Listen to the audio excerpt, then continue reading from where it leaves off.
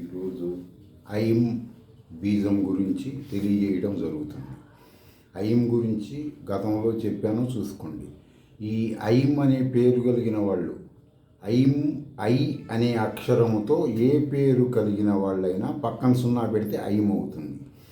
వాళ్ళల్లో ఉన్న దేవతా లక్షణం తెలుసుకోవటం కోసం వాళ్ళు ఏం చేయాలంటే ఆ ఐం అనే దానికి గమ్ బీజము శ్రీ విద్యాపరంగా అటు ఇటు పెట్టి గమ్ ఐం గమ్ అని చెప్పి చేసుకోవాలి.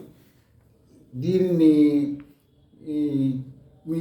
మేము పలకటం కొంత డిస్టర్బెన్స్ ఉందంటే సంధ్యావందనం చేసే బ్రాహ్మణుల దగ్గర మాత్రమే ఈ శబ్ద అర్థ జ్ఞానం తెలుసుకోండి.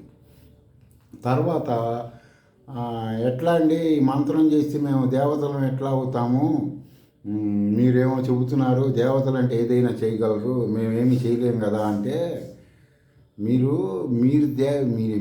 మీరు ఆల్రెడీ వేదం చెప్పిన ప్రకారం నువ్వే పరబ్రహ్మ కదా.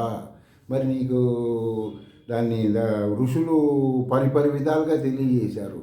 ఉదాహరణకి షట్కోట నిలయ రాజరాజేశ్వరి పరాభట్టారిక మంత్రములో ధ్యాన శ్లోకం ఉంటుంది. ఆ ఋషి దర్శించిన ధ్యాన శ్లోకం అది. పరమాత్మ సంభూతుల వాళ్ళు ఏం చెప్తారంటే, నీలో ఉన్న శక్తిని గుర్తించడానికి కొన్ని ఇళ్లలో వాటిల్లో రాజరాజేశ్వరి ఫోటో ఉంది. కింద మంచం మీద కూర్చున్నప్పుడు శివుడి మీద కూర్చొని అటు ఇటు లక్ష్మీ సరస్వతులు ఉంటారు కదా.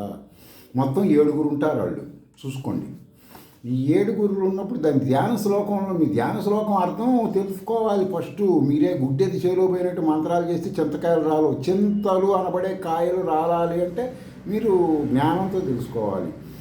ఆది పంచ శవ మంచకే అని ప్రారంభమవుతుంది. క్లుప్తంగా వివరిస్తున్నాను.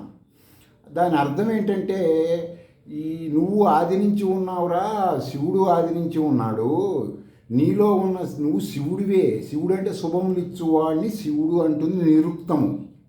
ఇంటి యజమాని ఇంట్లో వాళ్ళ కోరికలను తెచ్చినప్పుడు శివుడు, ఏం తీర్చకపోతే వాడిని శవం అంటారు కదా. అలాగే శవం మీద పడుకొని ఉంటుంది ఆమె కరెంట్ ఎవరు పట్టుకోలేరు.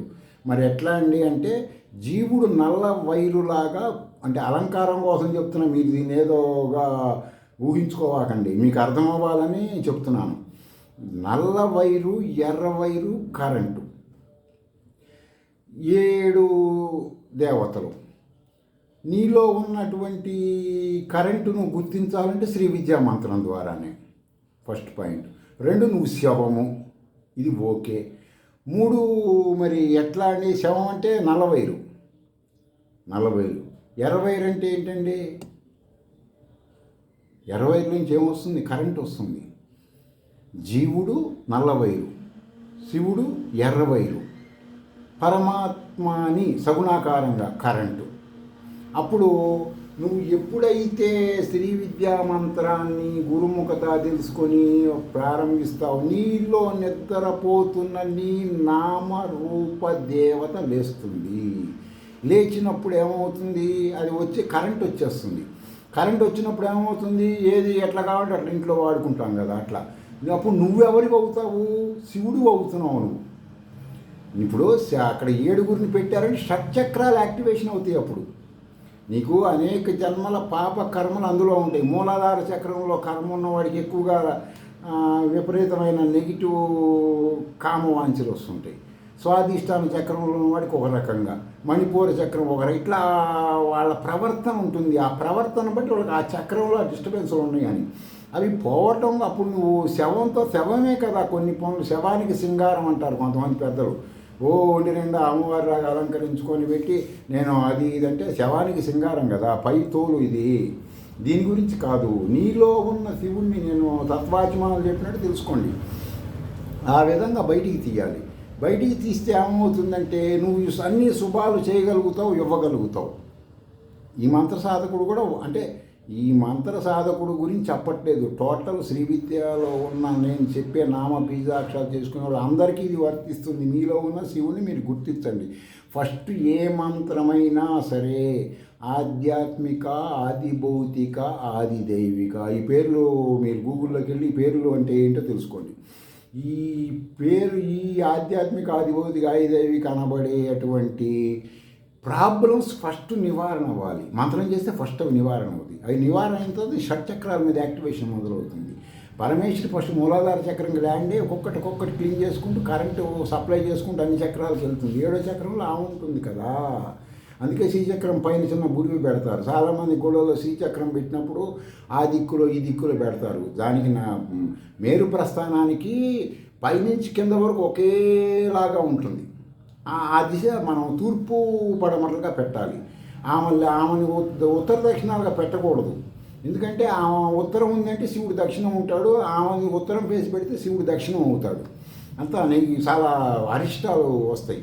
అందుకని శ్రీచక్రం ఎప్పుడు తూర్పు పడమరలుగా పెట్టాలి. తూర్పు వైపు శివుడుండి పడమర ఆమె చూడొచ్చు. పడమర అంటే అనేది స్థూల రూపం వర్ణం తీసుకోవద్దు, అందులో యాక్టివేషన్ సిస్టమ్ అన్నమాట ఇది. అందుకని తూర్పు వైపు పడమర వైపు పెట్టుకుంటే పాజిటివ్గానే ఉంటుంది. అయితే పైన బిందువు నుంచి కింద వరకు ఒకేలాగా ఉన్న దిశ అయి ఉండాలి. తూర్పు పడమరలో ఏది పెట్టుకున్నా గుళ్ళల్లో ఉన్న తూర్పు పడమరను బట్టి పెట్టుకుంటూ ఉంటారు, అది వేరే విషయం. సరే, ఇప్పుడు ఈ మంత్రం మనం ఐం గమ్ అని చెప్పుకున్నాం కదా. ఈ మంత్రం చేసి ఆ పేరులో ఉన్న దేవతని యాక్టివేషను అప్పుడు కొన్ని డిస్టర్బెన్స్లు వస్తాయి కదా. శుద్ధి చేసిన పిప్పళ్ళు, సొంటి పొడి బెల్లంలో కలుపుకొని, బెల్లం లేకపోతే షుగర్ పేషెంట్లు అయితే పెరుగులో కలుపుకొని తింటే ఆ మంత్రం చక్రాల మీద బాగా పనిచేసినప్పుడు ఇవి డిస్టర్బెన్స్లు రాకుండా చక్రాలు క్లీన్ తొందరగా అవుతాయి. కాబట్టి ఈ విధంగా మీరు నేను చెప్పే శ్రీ విద్య మాతృకా చక్ర ప్రామాణికంగా చెప్పే మీ పేరులో నామాక్షరాలని మీరు వేదం చదివిన వాళ్ళు కనుక శబ్దపాఠంగా చదువుతారు చూడండి. ఆ శబ్దపాఠంగా మీరు కూడా ఈ మంత్రం చేస్తే ఉపయోగం ఉండదు సుమా. శబ్దపాఠంగా చేయకూడదు. ఒక మామిడికాయ రసాల మామిడికాయ కొనుక్కొని జుర్రుతుంటే ఎంత తీయదనం స్వీకరిస్తుందో నువ్వు ఆ అక్షరం ఆ రుచితో నువ్వు చెయ్యాలి. సంఖ్య ముఖ్యం కాదు. నువ్వు గబగబా కొంతమంది మేము ఏమంటే పంచదశి 10 లక్షలు చేసాం, బాల 20 లక్షలు చేసాం, ఇవన్నీ చెప్పుకుంటే నువ్వు చేసావు, నువ్వు అనుకుంటే ఉపయోగం ఉంది. నీలో ఉన్న చక్రాలు నువ్వు శివుడు అయినప్పుడుగా నువ్వు చేసేది. పుస్తకాల్లో రాయని వ్యవహారాలు ఏంది, నీకు విశ్వంలో ఉన్న విషయాలని అర్థమవుతుంటే మాత్రం యాక్టివేషన్ అయినట్టే. ఈ విధంగా మీరు ఐం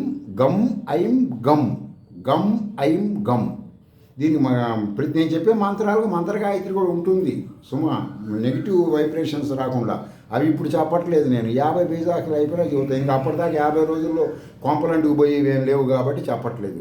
మంత్రగాయత్రి ఇవన్నీ చెబితే ఇక్కడ కొన్ని నాకు ప్రాబ్లమ్స్ కొన్ని ఉన్నాయి కాబట్టి చెప్పట్లేదు. మీరు ఈ విధంగా తంత్రము మంత్రము ఆచరించి మీరు మీలో ఉన్న శివుడిని లేపుకొని ఒక ఫోటో బజారుకిలో ఫోటో తెచ్చుకొని రాజరాజుని ఫోటో అటు ఇటు వాణి రమా సేవిత అని అంటారు. అంటే లక్ష్మీదేవి సరస్వతులు కూడా సేవిస్తూ ఉంటారు ఆమె 24 గంటలు. ఆమె ఏమో పెడుతుందేమో తిందాం అన్నట్టుగా. మీరేమో మా లక్ష్మీదేవి అనుగ్రహం కావాలి, సరస్వతి అనుగ్రహం అంటే వీళ్ళతో ఆమె అనుగ్రహం కోసం బాగులాడుతుంటారు. అంటే ఇది అనేది వీళ్ళు కూడా మంత్ర సాధన అని అర్థం అన్నమాట. తర్వాత లలిత సహస్రనామంలో వచ్చేసి పంచదశి మంత్రం నేను సాది విద్య కాది విద్య చూసా, మీరైనా చూడొచ్చు. మీ నామరూపంతో మంత్రం చేసుకోండి. స్వస్తి.